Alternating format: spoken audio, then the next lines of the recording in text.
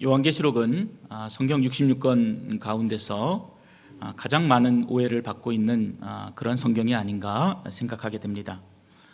굉장히 어려운 책이다. 그리고 때로는 무섭다. 무엇인가 비밀로 가득한 책, 또는 마치 영화처럼 인류의 마지막에 대한 기록을 담고 있는 굉장히 신비로운 책으로 그렇게 이해합니다. 그러나 요한계시록은 결코 무서운 책도 아니고, 또 그렇다고 인류의 마지막 날을, 그 날만을 기억하고 또 기록되어진 그런 예언서도 아니라는 것입니다.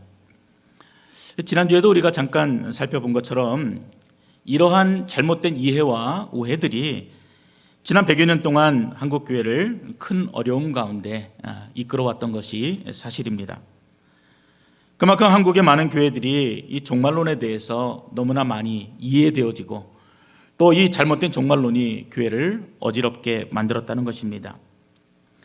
특히 시한부 종말론에 심취하신 분들은 마치 하나님께서 이 종말을 위해서 세상을 창조하셨다고 생각이 들 정도로 굉장히 극단적인 종말론에 빠져 있는 것들을 보게 됩니다. 대부분 이런 모습들은 이단에 계신 분들이 주장하시는 바이긴 하지만, 지금도 상당히 많은 분들이, 일반 기성교회에 계신 많은 분들이 잘못된 종말론에 빠져서 가지고 있는 재산도 다 팔고, 그리고 가정도 다 버리고, 또 매일 기도원이나 교회에서 살고 있는 분들이 많이 있습니다. 조금만 있으면 주님이 구름을 타고 오시는데, 이들처럼 이렇게 많은 것들을 베풀고 살고 이렇게 누리면서 하는 것들이 무슨 의미가 있냐, 이런 의미가 되겠죠. 근데 참 우리가 유심 있게 볼 내용은, 이 모임에 있는 분들, 이 잘못된 종말론에 빠져 있는 분들이 굉장히 세상 말로 하면은 유식하고 똑똑하고 많이 배우고, 신앙적으로도 열심히 특심이신 분들이 이런 잘못된 종말론에 더 잘 빠진다는 것입니다. 자기가 잘났는데 누구 말을 듣겠습니까? 듣지 않습니다. 이분들이 주장하고 있는 내용들을 잠깐 살펴보기를 원하는데, 이들은 요한계시록에 있는 말씀들을요 굉장히 문자적으로 해석합니다. 더 정확한 표현을 빌리자면은 지극히 주관적인 해석으로 본문을 이해하고, 그리고 오히려 정상적인 건강한 교회들을 비판하는 도구로 사용한다는 것입니다. 예를 들면 요한계시록 7장 14절에 보면은 큰 환난에서 나온 자들이 어린 양의 피로 그 옷을 씻어서 희게 하였다라는 말씀이 나옵니다. 그런데 그들은 이 말씀을 문자적으로 해석해서 천국에서는 우리 모두가 다 흰 옷을 입고 산다, 그렇게 이해하고 가르쳤던 것입니다. 그래서 시한부 종말론이 기승을 부릴 때마다 사람들이 흰 옷을 입고 마지막을 기다렸던 것을 여러분도 기억하실 것입니다. 그런데 이 말씀은요, 성도들의 죄가 예수 그리스도의 그 피로 속죄함을 받았다는 그 말씀이죠. 그리고 상식적으로 생각해 보아도 피의 옷을 씻으면 어떻게 되겠습니까? 오히려 그 옷이 붉어지는 것이 정상입니다. 그런데 마치 자기가 천국에 가서 그 모습을 확실함 가운데 보았던 것처럼 그렇게 힘있게 주장하고 절대 양보하지 않는 모습들이 그들 안에 있는 것입니다. 그 밖에도 자기가 하늘나라에 가봤더니 온통 황금으로 다 뒤덮여 있더라. 누구는 초가집에 살고 누구는 99칸 기와집에 살더라. 이런 세상적인 기준을 가지고 천국에 대해서 말하는 분들을 참 많이 보게 됩니다. 정말 웃기지 않습니까? 또한 계시록 13장 18절에 보면은 짐승의 숫자 666, 우리가 쉽게 666 이라고 하는 그 숫자에 대해서도 상당히 많은 오해가 있습니다. 정통신학의 입장에서는 이 666이라는 숫자가 굉장한 상징을 가지고 있는 그런 의미 있는 숫자로 그렇게 보지만, 세대주의자들이나 이단들은 이 숫자를 당신들이 그렇게 상징적으로 보니까 문제가 있다, 그래서 너희들은 잘못된 교회다라고 비판하고 그렇게 이야기합니다. 그래서 한때 바코드 있지요? 우리가 물건을 살 때 붙어 있는 이 바코드를 풀어보면은 666이다. 그래서 그 바코드를 사용하거나 그러면은 지옥 간다. 그래서 한참 시끄러웠던 것을 여러분도 아실 것입니다. 그리고 지금은 베리칩이라고 하여서요, 사람의 모든 정보를 담은 이 작은 칩을 몸에 삽입해서 인간을 통제한다 하여서 또 다른 666 논쟁이 있는 것도 사실입니다. 이런 문제들이 교회 안에서 시끄러워지니까 예장, 합동, 합신 이런 한국의 대표적인 보수 교단에서는 이 베리칩과 666은 함께 가는 것이 아니라 별개의 문제로 이해하고 받아들일 내용이다라고 공식적인 입장을 발표하기도 했습니다. 이처럼 사람들이 잘못된 종말론에 빠지게 되면은 한쪽으로 치우쳐져서 극단적으로 성도들을 몰아가고, 그래서 성도들에게 오히려 공포를 주고 두려움을 주는 것이 큰 문제입니다. 근데 제가 이 말씀을 묵상하면서 이들에게도 문제가 있지만 더 큰 문제는 우리에게 있는 것이 아닌가 하는 생각을 하게 되었습니다. 왜냐하면은 한쪽으로 치우쳐서 잘못된 종말론에 빠져 있는 사람도 문제지만 주님은 분명히 마지막 때라 말씀하시고 분명히 다시 오시겠다고 말씀하시는데 전혀 그 마지막 때한 준비를 하지 못하고 있는, 깨어있지 못한, 그리고 마지막 때를 믿지 못하는 우리들에게 더 큰 문제가 있는 것은 아닌가, 이런 생각이 드는 것입니다. 관심이 아예 없습니다. 그러다 보니까 베리칩 논쟁이 무엇인지, 그것이 무엇이 진실인지를 알려고 하지도 않습니다. 마지막 징조에 대해서 그냥 무감각하게 살아가는 것이죠. 그러므로 성경이 말하는 이 마지막 때에 대해서 바르게 이해하고 또 바르게 분별하고, 그 무엇보다 그 마지막 때를 철저히 준비하는 균형 잡힌 종말론이 그 어느 때보다도 필요한 시대가 이 시대가 아닌가 생각하는 것입니다. 여러분 안에 그 마지막 때를 깨워서 준비하고 슬기롭게 준비하는 그 하나님의 지혜가 충만하시기를 주의 이름으로 축원드립니다. 저희 교회가 아멘을 잘 안 해요. 근데 아멘 할 때 여러분 크게 아멘 하세요. 지난주에도 제가 요한계시록의 이 배경을 잠시 나누었던 것처럼 이 요한계시록은 이 당시에 로마에 의해서 굉장한 박해를 받고 고통을 당했던 이 초대교회 성도들을 위로하기 위해서 쓰여진 책이고 편지이고 글입니다. 기록된 시기는 주 81년에서 96년 사이에 기록되어진 것으로 그렇게 봅니다. 그래서 역사적인 기록을 살펴보면 이때는 네로 황제 그 다음쯤 될 것 같은데 이 도미치안이라고 하는 자가 로마를 통치할 때입니다. 이 도미치안의 통치 아래에서 그리스도인들이 핍박을 당했는데 이 악독한 네로 황제보다도 더 잔인하고 끔찍한 핍박과 고난을 당했던 것입니다. 여러분도 한번 머릿속에 그 모습을 그려보시기 바랍니다. 당시 로마 사람들은요, 죄의 만찬이 무엇인지를 이해하지를 못했어요. 그래서 그리스도인들은 어린아이를 죽여서 그 피를 마신다는 끔찍한 누명을 뒤집어 쓰면서 살았습니다.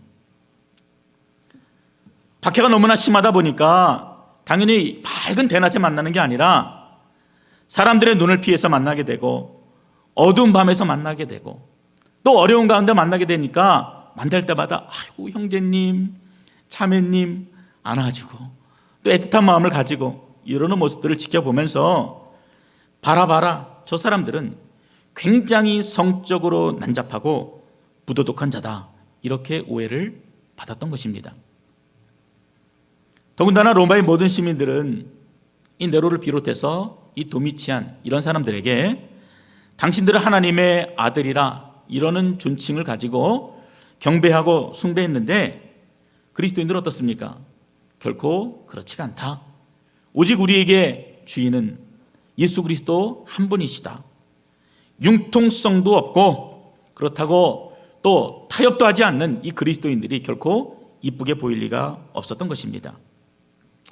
그러다 보니까 예수를 믿는다고 하면은 무조건 잡아다가 고문하고, 그리고 재산을 몰수하고, 심지어는 예수 믿는다는 것 때문에 화형을 당하고, 아니면 우리가 잘 아는 그 콜로세움 원형 경기장에서 사자밥으로 내던져졌던 것입니다. 끔찍한 상황이 예수 믿는다는 것 때문에 눈앞에 벌어진 것입니다. 그러한 성도들에게 여러분 같으면 어떤 말로 위로할 수 있겠습니까? 여러분이 목회자라면은 아무런 희망이 없는 그들에게 어떠한 말로 위로하겠습니까? 그래서 요한이 드러내놓은 것이 아니에요. 그리스도인들만이 알아들을 수 있고 이해할 수 있는 상징과 그리고 언어들로 이 요한계시록을 기록한 것입니다. 로마인들은 보면은 몰라요. 그러나 그리스도인들은 이 내용을 보면은 이 말씀이 무슨 내용인지 마음속 깊이 깨닫게 되어지고 또 그 말씀으로 위로를 받았던 것입니다. 그래서 저는 이 본문을 묵상하면서 두 가지 생각이 먼저 들었습니다. 하나는, 이 초대교회 성도들이 그 극심한 고통과 핍박을 어떤 말씀을 통해서 위로를 받았을까? 내가 그 입장이라면은 절망이고 아무런 희망도 느끼지 못할 터인데 어떠한 말씀이 그들에게 살아야 되겠다라는 희망을 주었을까? 이런 생각을 했고, 또 하나는요, 제가 만약 그들의 입장이라면은 내가 견딜 수 있을까? 이런 생각을 좀 해보았습니다.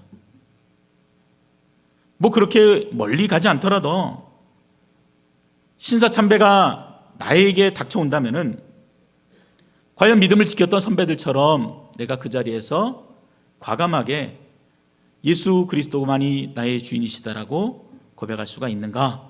이런 생각도 해보았습니다. 지난 10월이었죠. 미국의 한 대학교에서 26살 된 은둔형 외톨이, 이 젊은 남자아이가 학교에 총을 들고 들어가서 그 사람들에게 물어봤잖아요. 너 기독교인이냐? 그렇다 그러면은 머리에다 대고 총을 쏘면서 너 잠시 후면은 네가 만나는 그 하나님 만날 것이다. 그렇게 살인을 저질렀습니다. 굉장히 안타까운 사건이지요. 그런데 만약 제가 그 상황에 놓여져 있다면은, 믿는다는 것 때문에 사람들이 죽어가는 것들을 내 눈앞에 보게 된다면은 과연 나는 어떨까? 솔직한 저의 고백은요, 자신이 없습니다. 그런데 새벽기도의 말씀을 준비하면서 사사기 6장의 말씀을 보는데 참 위로가 되는 말씀을 보게 되었습니다. 사사기 6장은 사사 기드온이 나오는 곳입니다. 우리가 아는 것처럼 단지 300명의 군사로 13만 5천 명이나 되는 미디안 군대를 물리쳤던 믿음의 사사, 용기 있는 자, 굉장히 신뢰할 수 있는 지도자, 이렇게 우리가 이해합니다. 전쟁하자 그랬더니 이스라엘 백성들이 몇 명이 모였어요? 3만 2천 명이 모였습니다. 야, 너 일 있는 사람 가, 두려운 사람 가, 무서워하는 자들 가, 그랬더니 하나 둘 떠나가고 겨우 300명만 남았던 것입니다. 그런데 그들을 이끌고 전쟁터로 나가서 창과 칼이 아니라 횃불과 함성으로 그 수많은 미디안의 군대를 모두 물리쳤던 것이죠. 그런데 제가 6장을 읽어보는데 이 기드온의 모습이 그 미디안 군대가 무서워서 도망쳤던 31,700명의 사람들처럼 똑같은 한 사람이라는 것을 보게 된 것입니다. 기드온이 하나님 앞에 처음 사서로 부름받을 때요, 기드온이 어디 있었냐면은 미드온이 너무나 무서워가지고요, 그냥 사람들이 보이는 곳에서 타작을 하게 되면 다 뺏어가고 하나도 남김없이 오히려 핍박을 받게 되니까 숨어서, 몰래 숨어서 포도주 틀에서 밀을 타작했던 그런 겁장이었습니다. 그리고 읽어보면은요, 이 사람처럼 불신앙인 사람이 없어요. 끊임없이 내가 너와 함께 하겠다 말씀하시는데도 제발 좀 다른 증거를 좀 보여주세요. 제가 못 믿겠습니다. 내가 얼마나 연약하고 부족한지 아십니까? 내가 이 우리 가문에서 제일 작은 자입니다. 이런저런 핑계를 대면서 할 수 없다고 했던 사람이 바로 이 기드온이었습니다. 근데 본문에 보면은 그 선지자를 통해서 이 기드온을 하나님이 세워주시는데 뭐라고 불러주시냐면은 큰 용사여 이렇게 불러주십니다. 겁장이잖아요. 패배자잖아요. 실패자지요. 근데 그를 향해서 큰 용사라, 여호와께서 너와 함께 하시도다, 이렇게 말씀하신 것입니다. 그 순간 제가 이 뒤통수에 뭔가 한 대 쾅 얻어맞는 그런 느낌이 들었어요. 아, 그렇구나. 나는 겁장이다. 나는 머뭇거리는 자다. 도망하는 자다. 그러나 하나님이 말씀으로 세우시고 하나님이 용기를 주시면은 그 사람이 큰 용사가 되는구나. 그 죽음이라는 두려운 상황에서 그들이 담대하게 십자가를 붙들었던 것도 큰 용사로 부르시는 하나님의 특별한 은혜가 있었구나, 그것을 좀 보게 된 것입니다. 초대교회 때 순교했던 수많은 사람들, 그들이 믿음을 지킬 수 있는 큰 용기들을 하나님이 특별하게 부어주셨어요. 신사참배 가운데 복음을 지키기 위해서 고난을 받고 또 옥중에서 숨을 거두게 되는 수많은 분들의 믿음을 지키기 위해서 하나님께서 특별한 은혜를 주셨습니다. 그리고 지금도 복음을 지키기 위해서 때로는 화형을 당하기도 하고, 때로는 예수를 믿는다는 것 때문에 집이 다 불살라지기도 하고, 이루 말할 수 없는 고통 가운데 놓여지게 되는 것도 하나님이 특별한 은혜를 주시기 때문에 그러한 믿음의 고백을 볼 수 있다라는 것입니다. 초대교회는 여러분 그렇게 세워진 것이에요.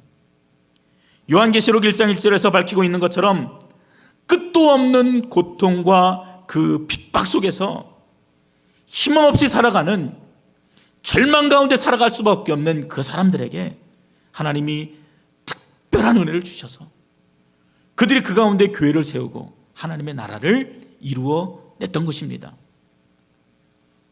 1절 1절에 보면은 그 특별한 은혜는 하나님 바로 예수 그리스도의 계시다, 이렇게 시작합니다. 그리고 그 계시는 반드시 속히 일어날 일이다, 이렇게 뒤이어서 설명을 합니다. 그래서 성도들이 모일 때마다 이 말로 서로 위로함 받았던 것이에요. 아, 그렇구나. 그 일이 반드시 이루어지는구나. 그리고 그날이 반드시 도래하게 되는구나. 마르나타 주님이여 속히 오시옵소서. 이 말로 몸은 찢기고 고통 가운데 있고 내일을 보장할 수 없는 어둠 가운데 있었지만 이런 말들로 서로 끌어안고 위로하고 격려했던 것입니다. 그렇다면 여러분 궁금하지 않으십니까? 이 마지막 때를 살아가는 우리들에게 이 반드시, 그리고 이 속히 일어날 일이 구체적으로 무엇인지 우리가 궁금해야 합니다. 그게 관심이지요. 그게 마지막 때를 준비하는 것 아니겠습니까? 그리고 그 일을 통해서 우리가 얻게 될 은혜가 무엇인지 우리가 알고 깨달아야지 이 말씀이 우리 가운데 소망이 되고 위로가 되는 것 아니겠습니까? 그 마음을 가지고 이 본문을 읽어보면요, 요한계시록이 결코 두려운 책이 아니에요. 우리를 공포 가운데로 몰아가는 책이 아니에요. 요한이 얼마나 초대교회 그 7교회에 있는 성도들을 사랑하고 그리고 애틋한 마음으로 지켜보는지 그 따스한 마음이 저절로 느껴지게 됩니다. 먼저 본문은 장차 오실 예수 그리스도, 그분이 이 땅의 진정한 역사의 주인이심을 선포합니다. 좀 어려워요? 근데 여러분 그렇게 어려운 게 아니에요. 4절에 보시면은요, 이렇게 소개합니다. 그분은 이제도 계시고 전에도 계셨고 장차 오실 분이다. 이 말씀이 위로가 되십니까? 여러분 굉장히 뛰어나신 분들이에요. 감옥에 갇혀서 죽음을 기다리고 있는 이 초대교회 성도들에게 내일이 있겠습니까? 없겠습니까? 없습니다. 그런데 하나님이 어떤 분이시라는 거예요? 어제도 계셨고 지금도 함께 하시고 그리고 미래에도, 그때가 언제일지 모르겠지만 그 마지막 때에도 함께 하실, 영원히 함께 하실 하나님이시라는 것으로 성도들이 서로 위로했던 것입니다.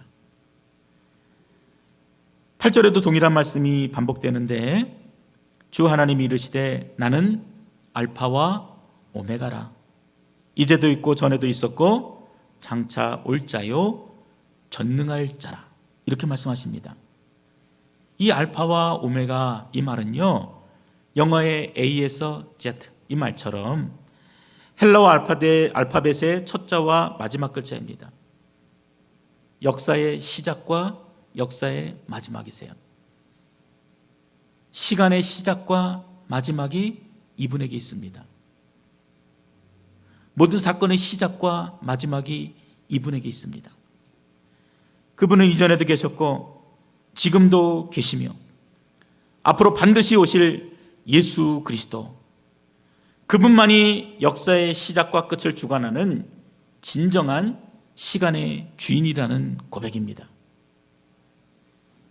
여러분에게도 이 말씀이 진정한 위로가 되시기를 바랍니다. 아멘? 맞아요. 그리고 이제 요한은요, 이 이해를 좀 돕기 위해서 5절에 그분이 과거에 우리를 죄에서 해방시키신 분이다 라는 것으로 구체적인 내용들을 덧붙입니다. 이 해방하시고 라고 하는 단어는요, 과거 완료 시제예요. 이미 과거에 이루어진 사건이라는 것입니다. 근데 이 단어가 제게 더 감동이 된 것은요, 이 단어보다 그 앞에 있는 한 단어예요. 뭐라 그러냐면은 바로 우리를 사랑하시기 때문에, 우리를 사랑하사 그의 피로 우리를 죄에서 해방하시고, 이 단어가 너무 좋은 거예요. 그분이 우리를 해방시키셨는데 우리를 너무나 사랑하셔서 그분의 피로 우리를 해방시키셨다는 것입니다. 고통 가운데 있는 내가 기억해야 할 것이 무엇이겠어요? 나를 위해 흘리신 그 피로 이미 내가 구원을 받았다라는 것입니다. 요한의 마음이 그런 것이겠죠. 많이 힘들지. 그러나 하나님이 널 사랑하시잖아. 그분이 널 위해 이미 피를 흘려주셨잖아. 그러니 힘내. 전 이렇게 읽혀지는 거예요, 본문이요. 딱딱하고 무섭고 두려운 말씀, 상징으로 가득한 말씀이 아니라 죄로 얼룩졌던 너의 인생이 십자가의 보혈로 어떻게 달라졌는지, 너 힘들지? 그걸 붙들어야 돼. 어떻게 너가 하나님의 사랑으로 새롭게 되었는지 그 은혜를 붙들어야 해. 그렇게 제게 들렸던 것입니다. 이번에 침례 교육을 받으신 강경자 성도님 같은 경우는요, 초등학교 때 어떤 목사님을 따라 교회 나가게 되었습니다. 근데 그때는 그냥 교회만 가면 다 되는 줄 알고 그냥 그렇게 이해하고 넘어갔습니다. 뭐 신앙이 성장할 리가 없지요. 고등학교 때는 천주교회도 나갔습니다. 그때는 10계명만 잘 지키면은 구원받는다, 이렇게 이해하고 그냥 넘어갔습니다. 그런데 나이 73이 되어서야 비로소 내가 하나님을 알게 되었다. 하나님이 어떤 분이신지, 그분이 날 위해서 무엇을 하셨는지 알게 되었다. 그렇게 고백하신 것입니다. 그분의 간증을 그대로 옮겨보면은 이렇게 적으셨어요.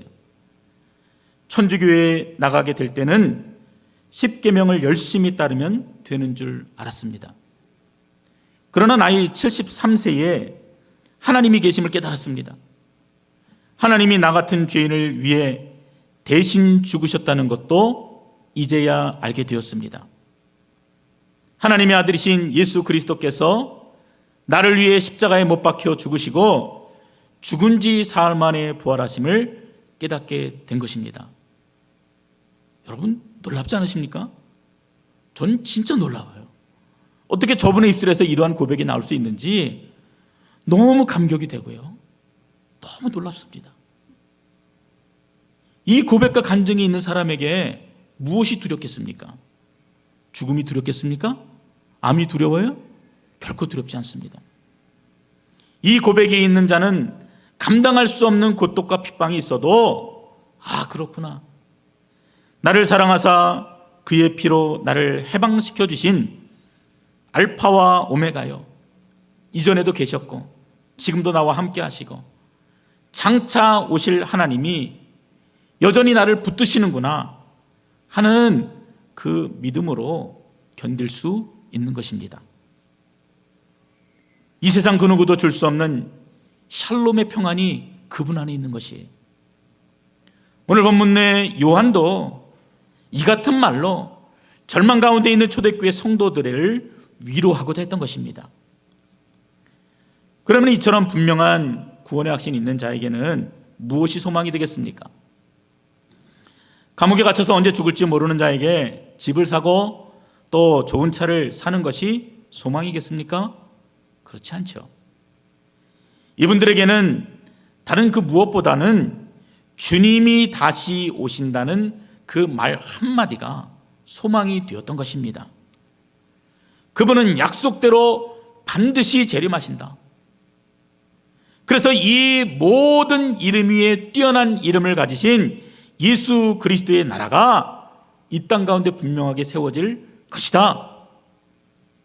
서로 잘났다라고 여기고 내가 가장 위대한 자라고 떵떵거리고 사는 자들을 짓밟을 것이고, 그리고 그들은 땅 앞에 모두 엎드려질 것이고, 공평과 정의가 있는 하나님의 나라가 세워질 것이다. 그것을 소망하였던 것입니다. 강경자 성도님의 간증 마지막에 보면 이렇게 말씀하십니다. 주님이 다시 이 세상에 오시는 날 우리 모두가 함께 주님을 맞이할 수 있기를 기도합니다. 이게 참된 소망이지요. 여러분, 이것보다 더 귀한 믿음의 고백이 어디 있겠습니까? 주님에 대한 확신을 갖게 되면은요, 마지막 날에 대해서 두려움이 아니라 소망을 갖게 됩니다. 요한계시록 22장 마지막에도 요한은 소망 가운데 고백합니다. 마라나타, 아멘. 주 예수여 오시옵소서. 주 예수여 오시옵소서. 주 예수여 오시옵소서. 이 말이 위로가 되었던 것이에요. 이 말이 소망이 되었던 것입니다. 여러분에게도 주님을 기대하고 주님을 소망하는 그 간절함이 여러분에게 큰 위로가 되시기를 주의 이름으로 축원드립니다. 아멘. 두 번째로 구원받은 자를 왕으로 제사장으로 삼으셨다. 이 본문이 이렇게 기록합니다. 우리는 이 말이 잘 피부로 와닿지 않습니다. 하나님이 나를 왕으로 삼으셨다, 제사장으로 삼으셨다, 잘 피부로 와닿지 않아요. 근데 당시 2000년 전의 문화로 돌아가면은요, 이 표현은 이 당시 사람들이 가지고 있었던 가장 최고의 표현입니다. 왜냐하면은 로마인들에게는 왕이 된다는 것이 가장 큰 인생의 목표고, 그렇지 않겠어요? 그리고 유대인들에게는 영적으로 충만한 제사장이 된다는 것이 굉장히 큰 선망의 대상이었기 때문에 아마 요한이 그러한 말로 성도들을 위로하였던 것 같습니다. 제 어릴 적에 사람들이 저에게 너 커서 뭐 될래? 물어보면은요, 제가 대통령이 되겠다 그랬습니다. 아마 그런 말 같아요. 대통령이 될 것이다. 유엔 총장이 될 것이다. 이러한 말로 꿈을 주고 희망을 주었던 것처럼 요한은 유대인들에게 또 로마인들에게 그들이 꿈꿀 수 있는 가장 최상의 언어로 격려하고 위로하였던 것입니다. 그런데 이러한 해석이 제게 만족하게 느껴지지 않는 것입니다. 그래서 오랫동안 생각하고 또 생각해 보니까 지금 내 안에서 무언가 부족하다고 생각이 드는 이유는 이 초대교회 성도들이 지금 꿈꾸고 있는 왕이나 제사장은 어때요? 완전한 사람이 아니라 불완전한 사람입니다. 16살의 황제가 되어서 31살에 자살을 하였던 네로 황제와 같은 폭군을 누가 꿈꾸겠습니까? 그러나 5절에 보면은 우리에게 보내주신 예수 그리스도는 땅의 임금들의 머리가 된다, 이렇게 말씀하십니다. 그분이 모든 왕들의 왕이시다. 그래서 만왕의 왕이라 이런 표현을 합니다. 그분이 우리를 나라와 제사장으로 삼으셨다라는 것은 킹 제임스 버전으로 보면 조금 더 분명한데, 전능하신 하나님 예수 그리스도께서 우리 또한 완전한, 불완전한 왕이 아니라 완전한 왕으로, 그리고 완전한 제사장으로 세우셨다라는 그런 고백이 됩니다. 어떤 분들은 한 번 더 퀘션 마크를 가져요. 이렇게 늘 죄악 가운데 살아가는데, 나이들어 아무것도 할 수 없는데 내가 무슨 완전한 왕이고 완전한 제사장인가? 이렇게 말씀하실지도 모릅니다. 그런데 우리가 이미 예수 그리스도의 보혈로 완전한 속죄함을 받으셨다는 것을 여러분 믿으십니까? 아멘. 부족함이 0.01%도 없어요. 예수 그리스도의 보혈로 완전한 속죄함을 받아서 합당한 왕으로, 합당한 제사장으로 그 은혜로 세움을 받았다라고 얘기한다면 이유가 달라지는 것입니다. 사도 베드로도 베드로전서 2장 9절에서 이렇게 위로합니다. 너희는 택하신 족속이요, 왕같은 제사장이요, 거룩한 나라요, 그의 소유가 된 백성이니 이는 너희를 어두운 데서 불러내어 그의 기이한 밑에 들어가게 하신 이의 아름다운 덕을 선포하게 하려 하심이라. 우리가 무슨 자격이 있어요? 그러나 하나님이 우리를 불러서 우리를 택하신 족속으로, 왕같은 제사장으로, 거룩한 나라요, 그의 소유가 된 백성으로 삼아 주셨다라는 것입니다. 비록 이 땅에 살면서 우리는 차별받아요. 멸시받습니다. 고난 가운데 살아갑니다. 그러나 우리를 택하여 왕으로, 제사장으로, 거룩한 나라로 세우신 하나님의 특별한 은혜를 받은 자를 우리에게 이야기하고 있는 것입니다. 마지막으로 요한은 미래에 대한 희망으로 성도를 위로합니다. 우리 7절을 다 같이 한번 읽어봅니다. 7절입니다. 볼지어다 그가 구름을 타고 오시리라. 각 사람의 눈이 그를 보겠고 그를 찌른 자들도 볼 것이요, 땅에 있는 모든 족속이 그로 말미암아 애곡하리니 그러하리라. 아멘.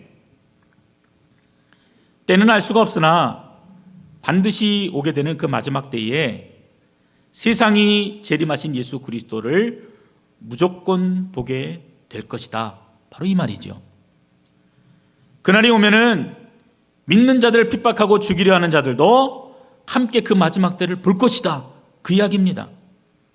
그리고 반드시 세상에 속한 자들은 애곡하며 통곡하며 탄식하는 때가 오게 될 것이다. 그 이야기를 하고 있는 것입니다. 그리스도께서는 사도행전 1장 11절의 말씀처럼 하늘로 올라가신 그 모습 그대로 모든 사람들이 다 알아볼 수 있는 모습으로 영광 가운데 재림하실 것입니다. 그날은 IS를 두려워하는 것보다 3차 세계대전을 두려워하는 떠는 것보다 더 두렵고 애곡하는 날로 분명하게 올 것입니다. 그리고 그날이 되면은 지구 종말을 대비한다고 만들어지는 최고급 지하 아파트도 아무 소용이 없게 되고, 라면을 박스채 사다 놓고 쌓아놓아도 결코 피해갈 수 없는 마지막 때를 우리 모두가 만나게 된다는 것입니다. 거기는 한 사람도 예외가 없습니다. 누가 이 두려움과 공포로부터 자유할 수가 있겠습니까? 현실의 삶에 주는 고통과 핍박으로부터 누가 소망을 얻을 수가 있겠습니까? 로마서 10장 9절에서 13절의 말씀을 이렇게 고백합니다. 네가 만일 네 입으로 예수 그리스도를 주로 시인하며 또 하나님께서 그를 죽은 자 가운데서 살리신 것을 네 마음에 믿으면 구원을 받으리라. 아멘. 사람이 마음으로 믿어 의에 이르고 입으로 시인하여 구원에 이르느니라. 성경에 이르되 누구든지 그를 믿는 자는 부끄러움을 당하지 아니하니라 하니 유대인이나 헬라인이나 차별이 없음이라. 한 분이신 주께서 모든 사람의 주가 되사 그를 부르는 모든 사람에게 부요하시도다. 누구든지 주의 이름을 부르는 자는 구원을 받으리라. 여러분도 아멘 하십니까? 아멘. 확신을 가지세요. 그날에 우리 모두는 하나님의 심판대 앞에 서게 될 것입니다. 그리고 무한히 참되고 정의로우신 하나님의 공평하시고 공의로우신 판결을 듣게 될 것입니다. 그 누구도 그 완벽한 판결에 결코 변명할 수 없는 때가 오게 되는 것입니다.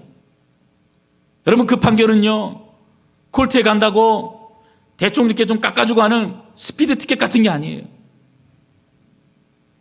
돈 좀 주면 눈 감아주는 그런 정의가 아닙니다. 어떤 왜곡도 어떤 변명도 통할 수 없는 하나님의 그 정의가 선악간의 판결을 받게 되는 것입니다.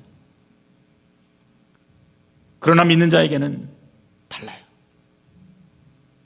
그날이 마지막 때는 맞지만 결코 그날이 두렵고 공포스러운 날이 아니라 그 심판의 날은 이 세상의 모든 악과 불의가 끝내 이기지 못하고 완전히 사라져버리는 날임을 믿으시기 바랍니다. 얼마나 복된 날이에요. 그 마지막 날은요, 믿는 자에게 모든 잘못된 것들이 바로잡히고 모든 잘못된 관계가 회복이 되어지고 그리고 온전함으로 주를 만나게 되는 기쁨의 날임을 믿으시기 바랍니다. 이 고통의 때 전쟁과 테러가 가득하고 무엇 하나 선한 것을 찾아보기 힘든 바로 이때에 여러분, 잘못된 종말론으로 시간 낭비하지 마세요. 쓸데없는 것 가지고 고집부리지 마십시오. 오늘 말씀이 우리에게 주시는 것처럼 주님이 오심을 기다리고 또 우리 집사님께서 기도해 주셨던 것처럼 그 마지막 때를 준비하는, 깨어서 기도하는, 그래서 주님 앞에 부끄러운 모습으로 살아가는 것이 아니라 한 점 부끄러움 없이 우리에게 주어진 날들을 살아가는 귀하고 복된 인생이 되시기를 주의 이름으로 축원드립니다.